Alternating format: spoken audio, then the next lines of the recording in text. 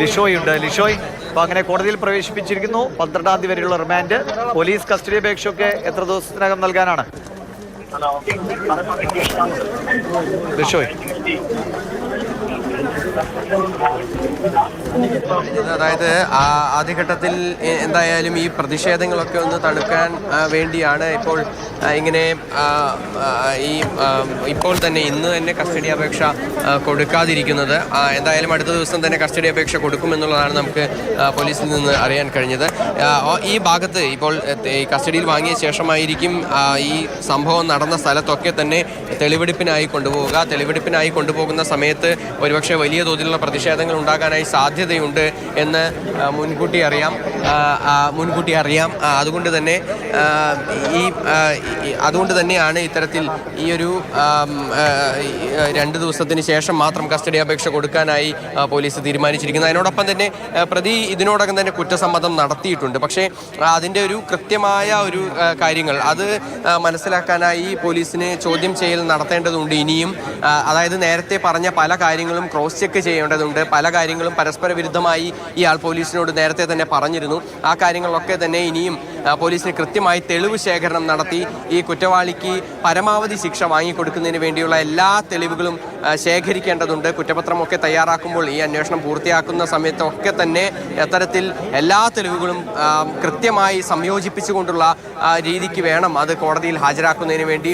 ഏതെങ്കിലും തരത്തിൽ തെളിവ് ശേഖരണത്തിലോ അല്ലെങ്കിൽ മറ്റേതെങ്കിലും മൊഴിയെടുപ്പിലോ ഒക്കെ തന്നെ ഏതെങ്കിലും തരത്തിലൊരു പാളിച്ച ഉണ്ടാവുകയാണെങ്കിൽ അത് എന്തായാലും വിചാരണ വേളയിൽ വലിയ തോതിൽ അത് പ്രതിഫലിക്കുകയും ചെയ്യും. കുറ്റവാളിക്ക് അത് അനുകൂലമായി വരികയും ചെയ്യും. അങ്ങനെ യാതൊരു തരത്തിലുള്ള ഒരു പിഴവുകളും ഇല്ലാതെ കൃത്യമായി അന്വേഷണം പൂർത്തിയാക്കുന്നതിന് വേണ്ടി അതിൻ്റെ ആദ്യഘട്ടത്തിൽ, അതായത് ഈ ഫസ്റ്റ് റിമാൻഡിൻ്റെ കാലാവധി സമയത്താണ് പ്രധാനമായും ചോദ്യം ചെയ്യുന്നതിന് വേണ്ടി പ്രതിയെ കസ്റ്റഡിയിൽ ലഭിക്കുക. അല്ല പിന്നീട് ചോദ്യം ചെയ്യണമെങ്കിൽ കോടതിയുടെ പ്രത്യേക അനുമതിയൊക്കെ വാങ്ങിയതിന് ശേഷം അതൊക്കെ തന്നെ നിരീക്ഷണങ്ങളൊക്കെ ഉണ്ടാകുന്ന ഒരു സമയത്തായിരിക്കും, അല്ലെങ്കിൽ ആ രീതിക്കാണ് ഇത്തരത്തിൽ വീണ്ടും ചോദ്യം ചെയ്യലിന് വേണ്ടിയൊക്കെ തന്നെ എന്തായാലും കോടതിക്ക് അകത്ത് വെച്ച് മാത്രമായിരിക്കും ഈ ജയിലിനകത്ത് വെച്ച് മാത്രമായിരിക്കും അതിനൊക്കെ തന്നെയുള്ള സൗകര്യങ്ങൾ പോലീസിനെ സംബന്ധിച്ചിടത്തോളം ലഭിക്കുക. അതുകൊണ്ട് തന്നെ അതില്ലാതിരിക്കുന്നതിന് വേണ്ടിയാണ് ഇത്തരത്തിൽ ഇപ്പോൾ ഇങ്ങനെ ആദ്യ റിമാൻഡ് കാലാവധിയിൽ തന്നെ പരമാവധി ദിവസം കസ്റ്റഡിയിൽ വാങ്ങി എല്ലാ തെളിവുകളും ശേഖരിച്ച് കൃത്യമായി ഒരു ഈ അന്വേഷണത്തിൻ്റെ ഭാഗമായുള്ള തെളിവുകളൊക്കെ തന്നെ ശേഖരിക്കുന്നതിന് വേണ്ടിയുള്ള നടപടികൾ സ്വീകരിക്കുക. എന്തായാലും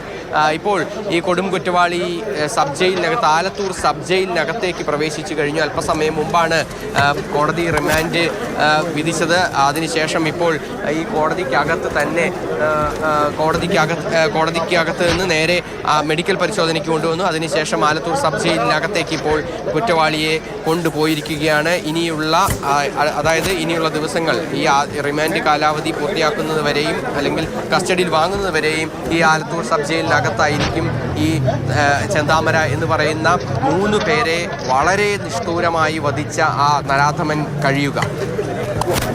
ശരി, എന്തായാലും ചെന്താമര ഇപ്പോൾ ആലത്തൂർ സബ് ജയിലിലേക്ക് എത്തിച്ചിരിക്കുകയാണ്.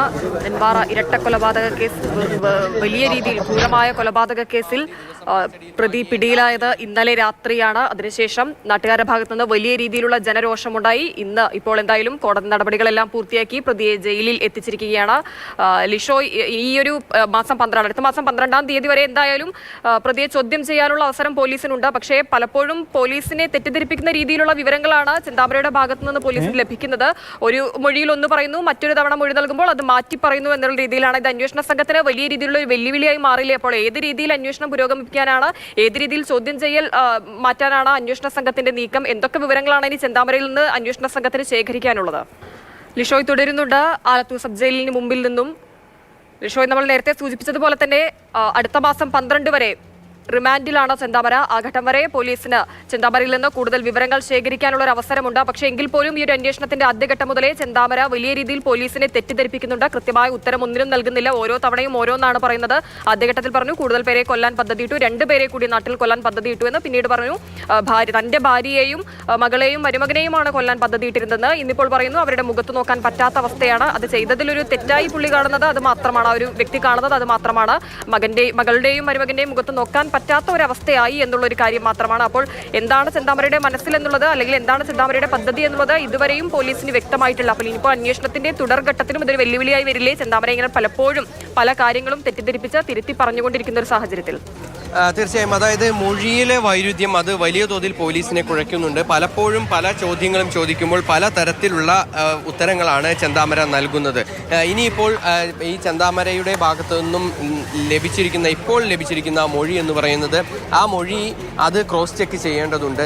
അതിൽ നേരത്തെ പറഞ്ഞതുപോലെ തന്നെ ആദ്യഘട്ടത്തിൽ കൂടുതൽ പേര് വധിക്കണമെന്ന് പദ്ധതിയിട്ടു എന്ന് പോലീസിനോട് മൊഴി നൽകി. അതിന് ശേഷം പിന്നീട് മകളെയും ഭാര്യയെയും മരുമകനെയും കൊലപ്പെടുത്തണമെന്ന ഒരു പദ്ധതി ഉണ്ടായിരുന്നുവെന്ന് ചെന്താമര പറയുകയും ചെയ്തു. അതിനുശേഷം ഇന്നിപ്പോൾ കോടതിയിൽ മറിച്ചാണ് പറഞ്ഞത്. ഇവരുടെയൊന്നും മുഖത്ത് പോലും നോക്കാനായി തനിക്ക് കഴിയില്ല, അത്രത്തോളം ഒരു മാനസികാവസ്ഥയിലാണ് താൻ എന്നുള്ള കാര്യവും ചെന്താമര പറഞ്ഞു. അങ്ങനെ പരസ്പര വിരുദ്ധമായ പല കാര്യങ്ങളാണ് പലപ്പോഴുമായി പറയുന്നത്. പക്ഷേ പോലീസിനെ സംബന്ധിച്ചിടത്തോളം അവർക്ക് മെറ്റീരിയൽ എവിഡൻസും അതുപോലെ തന്നെ ആ സ്ഥലത്തു നിന്നും ഈ കൊലപാതകം നടന്ന ആ സ്ഥലത്തു നിന്നും ഉള്ള ആ ഒരു തെളിവുകൾ അതെല്ലാം തന്നെ കൃത്യമായി ശേഖരിച്ച് കഴിഞ്ഞാൽ തന്നെ ഈ കേസിന് എന്തായാലും ആവശ്യമായ തെളിവുകളൊക്കെ തന്നെ ലഭിക്കുകയും ചെയ്യും. പ്രതി കുറ്റം സമ്മതിച്ചിട്ടുണ്ട്. കുറ്റം സമ്മതിച്ച സാഹചര്യത്തിൽ അതുമായി ബന്ധപ്പെട്ട പ്രശ്നങ്ങൾ, അതായത് ഒറ്റയ്ക്കാണ് ചെയ്തതെന്നുള്ള കാര്യത്തിൽ ഏറെക്കുറെ ഉറപ്പാണ്. അതിൽ മറ്റൊരു ആളുടെയും സഹായമില്ല എന്നുള്ളത് എല്ലാവർക്കും ലിഷോയാണ് വിവരങ്ങൾ നൽകിക്കൊണ്ടിരിക്കുന്നത്. അങ്ങനെ നെന്മാറ ഇരട്ട കൊലപാതക കേസിലെ പ്രതി ചെന്താമര